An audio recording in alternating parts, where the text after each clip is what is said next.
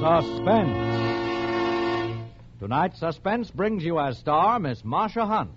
But first, an important reminder that wherever hospitality is the last word in luxury, the first name in wines is Cresta Blanca.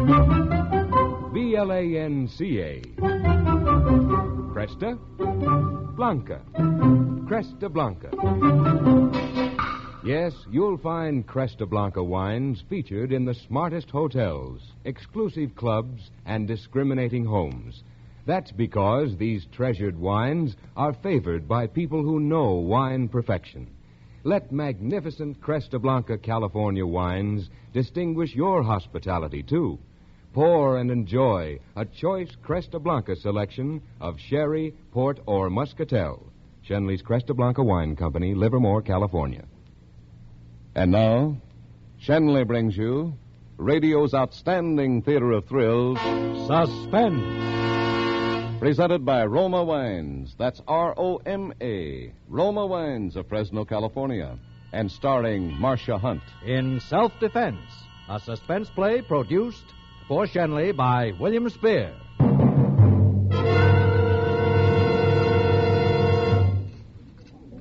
It was such a wonderful vacation, and it couldn't have been pleasanter. I really think it was the fastest divorce I've ever had.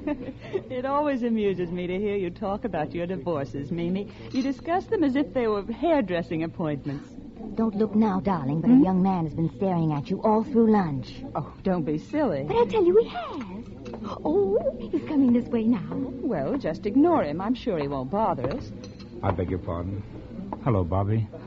Why, Fred. Oh, this is a surprise. See, I told happy you he when was I hope. staring at you. Oh, why, of course.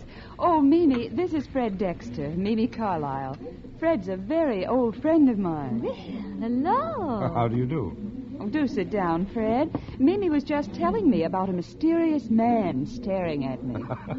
Well, I guess I was staring, but I wasn't sure it was you. We were just going to order more coffee. Will you join us? Well, thanks. I don't mind if I do. Waitress, 3 coffees, please. Oh, you better make that, too. I really must run. Oh, now, I hope I haven't intruded. Not at all. But I must go. I have to see that wonderful lawyer of mine, and I know you two must have a lot to talk about. Oh, don't bother to get up. Nice to have met you, Mr. Dexter. It's my pleasure, Miss Carlisle. I'll call you during the week, Bobby. Please do, darling. Bye now. Well, Fred, where shall we start? I'd like to start where we left off 6 years ago. You still turn a nice phrase. And you're still the most beautiful woman in the world. Funny that you should feel that way after what happened. Oh, I was hurt deeply at first. Call it pride. Are you happy? Was it really worth it, Bobby? Oh, here's our coffee. Oh, thank you. The usual 1 lump of sugar? No, but thanks for remembering. A black will be fine. You haven't told me if it was worth it. I have everything I ever wanted. Are you happy with it, Bobby? Please, Fred, let's not talk about it. What are you doing here in Florida? I just got in a few days ago. Business. Sort of a troubleshooting job. Probably be here a few months. Did you come alone? If you mean am I married, no, I haven't found a girl rich enough. I guess I deserved that. Oh, I'm sorry. I'm sorry. I shouldn't have said that. Oh, it's getting late, Fred. It's almost 2 o'clock. I'm afraid I must be going. It's been wonderful seeing you. Will I see you again? Yes. When? Oh, I can't say for sure. Oh, how about lunch tomorrow? We'll meet here at 1 o'clock, huh? Well, you talked me into it. See you then.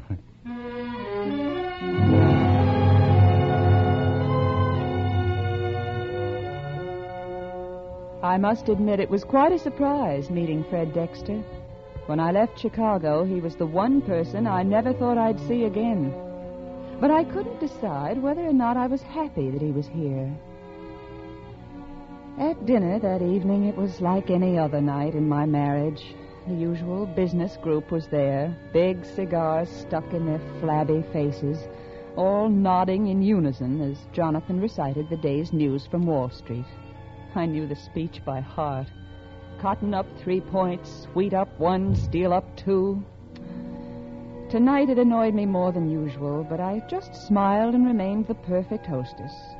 I'm sure it wouldn't have bothered me as much had I known then what Jonathan was going to tell me later. I was sitting in my room when he knocked on the door. Come in. Oh, that was a delightful dinner, Barbara. You were charming, as always. Thank you, Jonathan. I'm glad it pleased you. I have a bit of news for you, my dear. News? Yes. Sure, it won't depress you too much, but I must leave on a business trip to South America. Oh, when are you leaving? My plane reservations are for tomorrow morning. Oh, you'll be gone long? Probably 2 or 3 months. We're opening a new branch office, and naturally, I'll have to see that everything is organized and properly launched. I'll cable you when I arrive. If you have a spare moment, I'd like to hear from you. I'll write you, Jonathan. Oh, thank you, Barbara. Well, good night, my dear.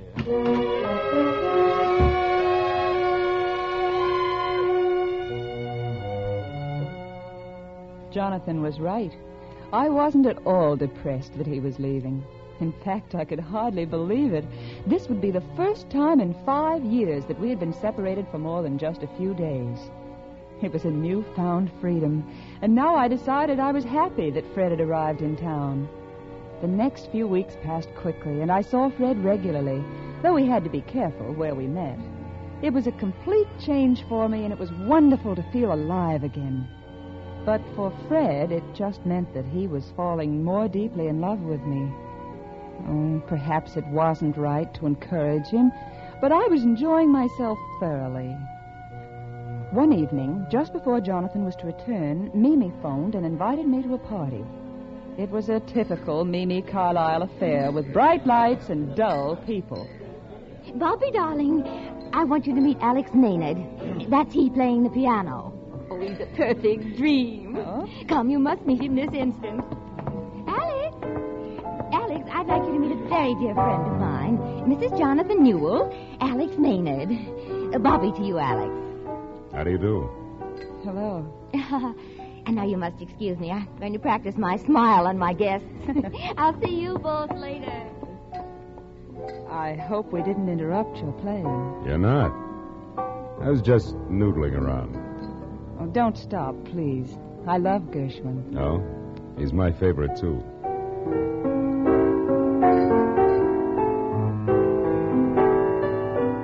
You play beautifully. Thanks. It's a sort of a hobby. Something to do at dull parties. What do you do if there's no piano? I find a beautiful young woman like you, talk to her. Maybe somebody else would like to play for a while. Maybe you're right.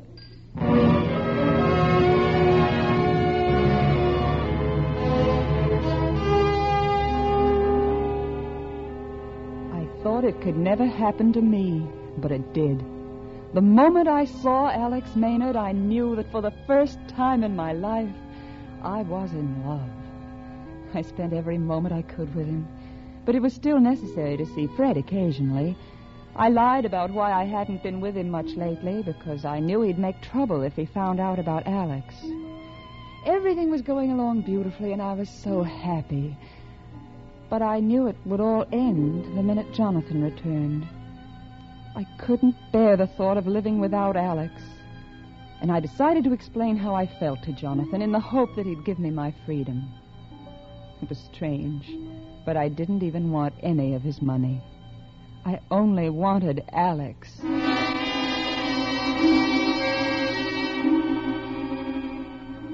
I knew that Jonathan might not be willing to give me a divorce, and the thought kept pressing on my mind. So I began thinking of other ways to get rid of him. I even thought of murder.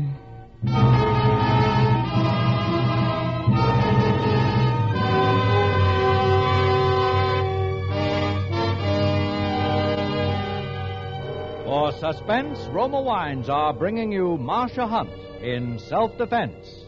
Roma Wines' presentation tonight in radio's outstanding theater of thrills, Suspense.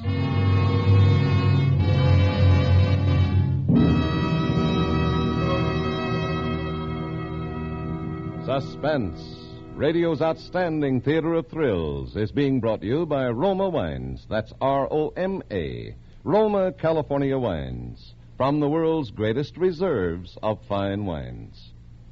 High food prices, meatless Tuesdays, and eggless Thursdays puts the American homemaker on her mettle to create tempting menus with inexpensive dishes. But millions of women have discovered an easy way to transform the simplest meals into adventures of enjoyment. The secret? At dinner time, simply serve robust Roma Burgundy or delicate Roma Sauterne. Even the plainest dishes take on new glamour with Roma Burgundy or Roma Sauterne to bring out all hidden flavor goodness. So try this easy recipe for mealtime pleasure. Serve tempting Roma wines. Remember, more Americans enjoy Roma wines than any other wines. That's R-O-M-A, Roma wines. And now Roma Wines bring back to our Hollywood soundstage Marcia Hunt as Barbara Newell in Self-Defense, a play well calculated to keep you in suspense.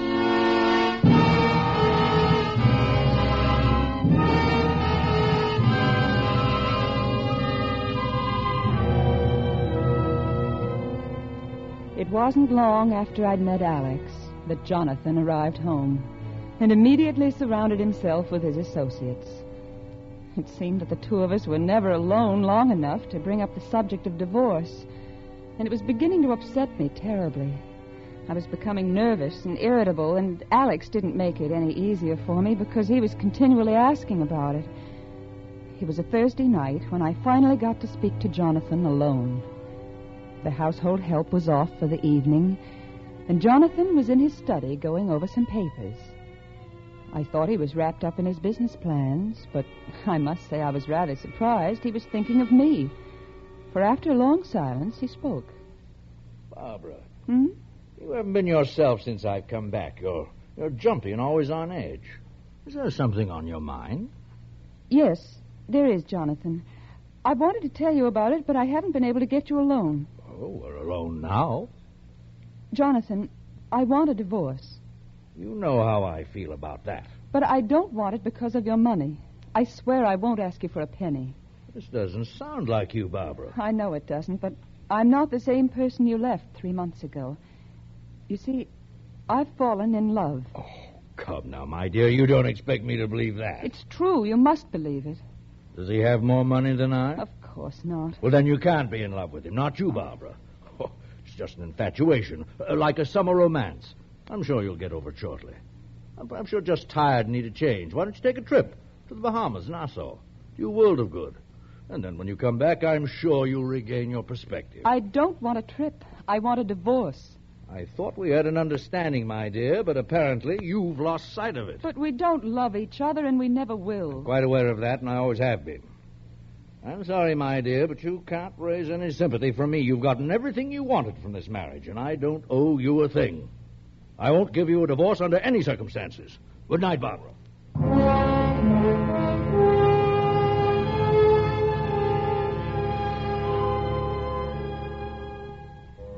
I knew all the time what Jonathan's answer would be, but I had to ask anyway. The next day, I met Alex at our usual place in the park. It was a pretty little spot in a cove just off the lake, hidden from view by a row of hedges. He was charming and attentive as always. I just couldn't tell him that Jonathan had refused to give me a divorce. I needed more time to think and to plan. My mind kept wandering back to the night before, and I guess I wasn't paying any attention to Alex because he became a little annoyed. Hey, remember me? Hmm? I play the piano. Oh, I'm sorry, darling. I guess I was daydreaming. Well, do it on your own time, huh? What were you dreaming about? Oh, I was just thinking how nice it is being here with you. I wish we could stay here forever. I'd like it, too. How long has it been since we've known each other? Oh, a couple of lifetimes. It does seem a long time, doesn't it? It's funny that when you're in love, a few weeks can seem like forever. Are you in love? Uh-huh. Anybody I know? Maybe.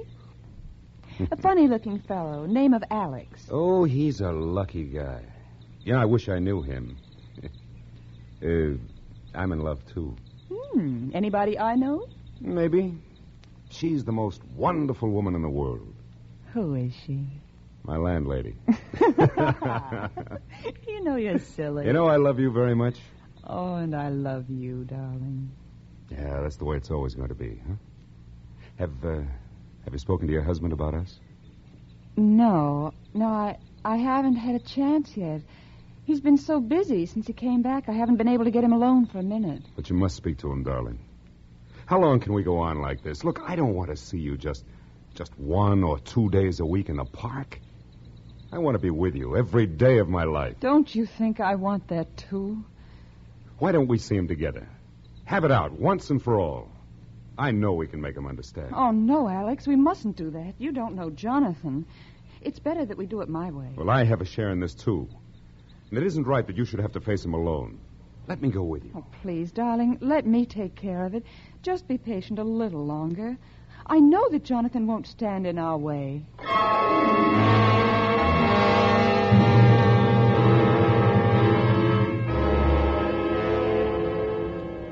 Yes, I knew that Jonathan would no longer be a problem because now I had the answer. I thought about it for several days and then decided I'd go through with it. It was a desperate plan, but a woman in love will do desperate things.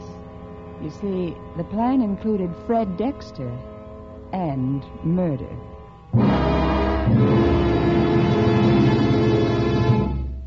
I meant to see you sooner, Fred, but it's the first chance I've had to get away since my husband returned. Oh? I didn't know he was back. He got back last week. Are things still the same between you? Yes, still the same. I don't love him, and I'm sure he's not in love with me. It would have been different had you married me, Bobby. I know that, Fred, and I've been thinking about it lately. I had a lot of plans for us. It was going to be an ideal marriage. And then you decided that money was more important. I'm sorry because I know I would have made you happy. You know, Fred, when you're young, you're apt to do many things that you regret later in life. Sometimes, if you're lucky, you can correct those mistakes. Would you like to try, Bobby? Oh, Fred, that's what I want more than anything, but it's so difficult. Come here. Come here, sit next to me. Oh, you know how I feel about you. You're the only thing I've ever cared about. You're all I've ever wanted. I can't bear to see you unhappy, darling. Oh, Fred, I've been such a fool. I guess I've always loved you. There's never been anyone else. It's not too late. We'll go to your husband and we'll explain it to him. I'm sure he'll understand. He's got to understand. That won't work, Fred. What? Have you asked him already? Remember the first day we met in the cafe? I knew then that I wanted you and that I must get away from my husband. I asked him for a divorce that very night, and he refused me. I kept thinking about it all the time he was away, and when he returned, I begged him again, but the answer is still no. He says he will not divorce me under any circumstances. There must be something we can do. He has no right to stand in the way of our happiness. Do you think I want the rest of my life to be as empty as the past 6 years? I don't know what to say, darling. I don't see how we can possibly get rid of him. That's it. That's it, exactly. We'll get rid of him. Fred, what are you thinking? Oh, I'm just thinking of you, darling. I want you, and I'm going to have you at any cost. Oh, Fred, I love you so much. Oh, my darling.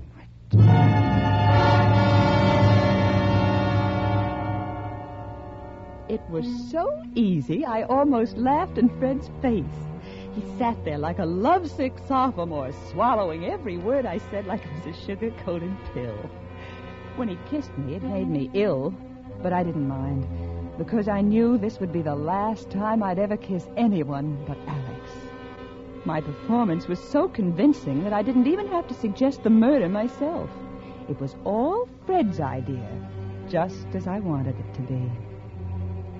It would take place on a Thursday night when the household help would be off.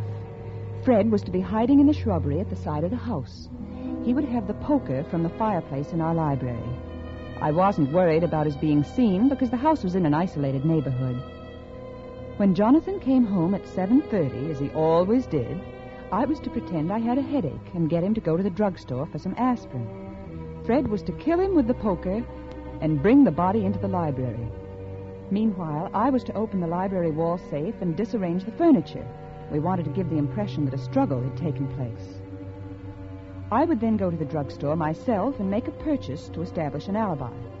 When I returned, I would call the police and tell them there had been a robbery while I was out and that my husband had been murdered. Simple, wasn't it? A nice, neat plan with no loopholes. This was the first time in my marriage to Jonathan Newell that I wanted him to be home on time. It was exactly 10 minutes to 7 on the night we had set, and the doorbell rang. As I opened the door, I was thinking it was rather nice of Jonathan to be early for his own murder. Bobby. Alex, what are you doing here? Where is he? Where's who? Your husband. I can't stand this anymore. I've got to talk to him. Oh, Alex, you promised you'd leave this to me. You're acting like a child. But I haven't seen you all week. How much longer do you think I can wait? Oh, please, darling, this is no time to discuss it. Jonathan will be home any minute, and if he sees you here, it'll ruin any hope we have. Maybe he should see me here. But that's not the way. It won't help. I promise you that after tonight, everything will be all right. Bobby, that's what you said the last time. Oh, you've got to believe in me, Alex. Just give me tonight. All right. I guess you're right. It's just that I love you so much. Oh, I understand, and I love you. Oh, but please, you must go now. He'll be here any minute. Okay, I'll go. Call me in the morning, huh? I will, Alex. Good night. Goodbye, Bobby.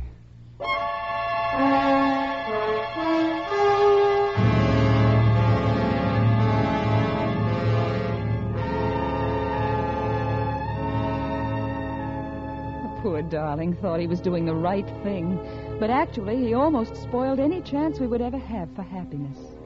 It's a good thing he left when he did, because just a few minutes later, Jonathan came home. I was sitting in the living room with an ice pack on my head as I heard the door open. Is that you, Jonathan? Yes, Barbara. Well, what's the matter with you? Oh, I have a splitting headache. Oh, but we're having dinner with the Vanders tonight. I really don't feel up to it. You go without me and give them my apologies. But Charlie's very important to me. Oh, well, if you'd rather... Oh, there is one thing you can do for me, Jonathan. Yes? Oh, we don't have an aspirin in the house, and the servants are all gone. Would you mind going to the drugstore and getting some? No, not at all. I'll go as soon as I dress. Would it be too much trouble to go now, Jonathan? Pain is unbearable. It will only take you a minute. All right, if you insist, my dear. Thank you.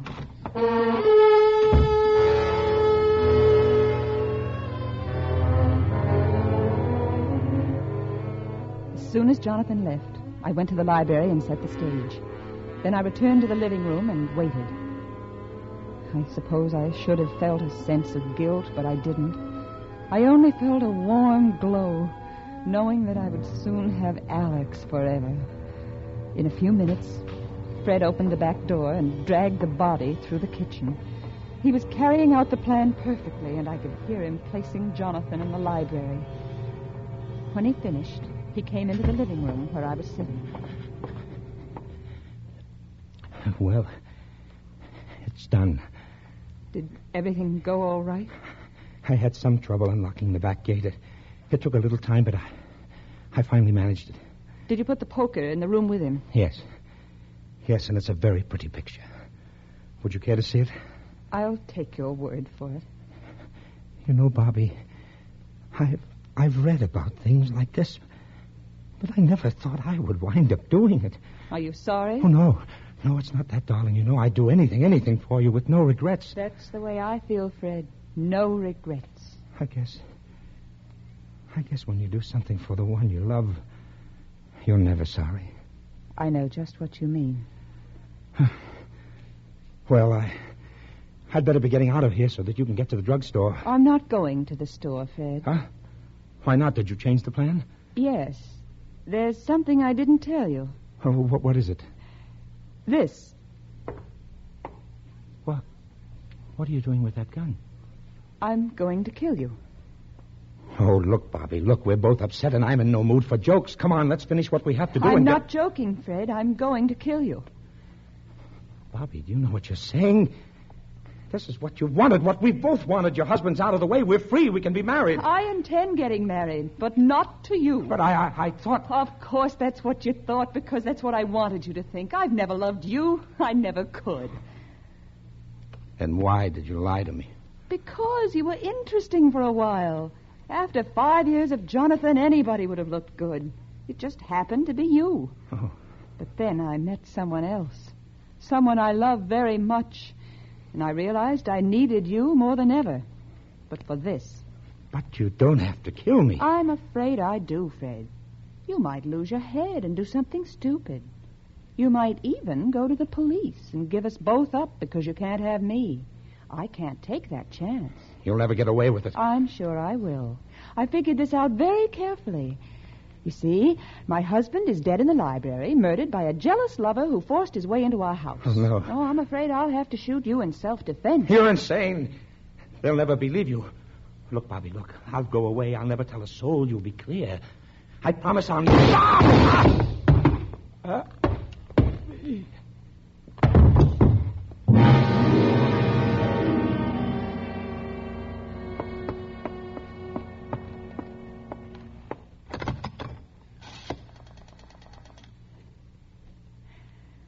Operator, give me the police.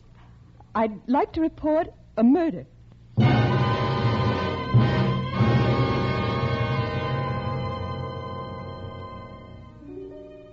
I knew exactly what I was going to say to the police when they arrived. Yes, for a moment I was very happy and quite pleased with Barbara Newell. Everything had gone smoothly, exactly as I had planned it. Except for one thing. I should have looked at the body of my husband. If I had, I might not have been convicted of murder.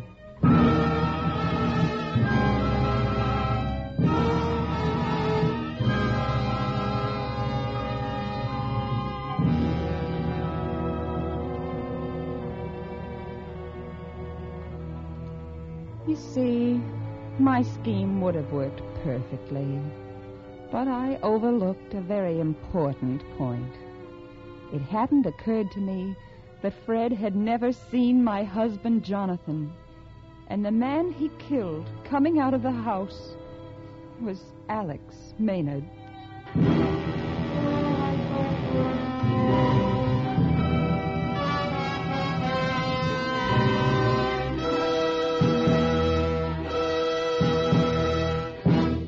Suspense.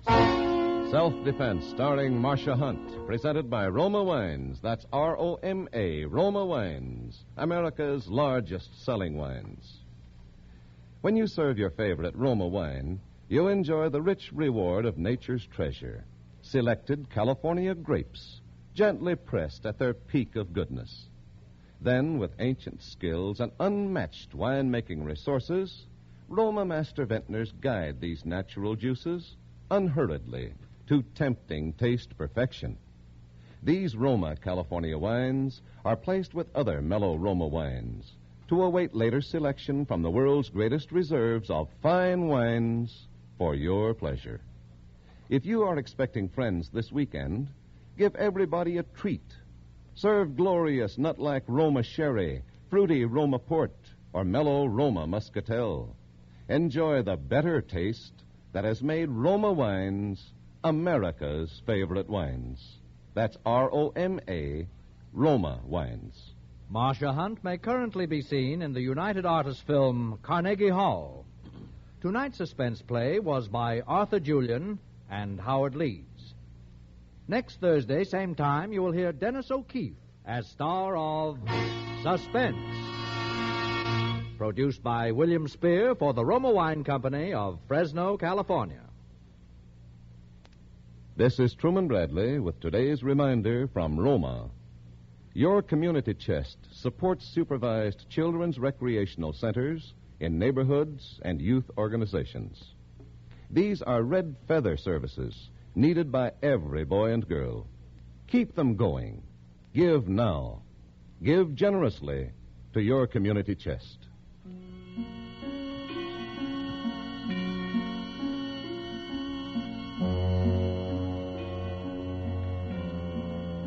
In the coming week, Suspense will present such stars as Louis Jourdain, June Havoc, and others. Make it a point to listen each Thursday to Suspense, radio's outstanding theater of thrills. This is CBS, the Columbia Broadcasting System.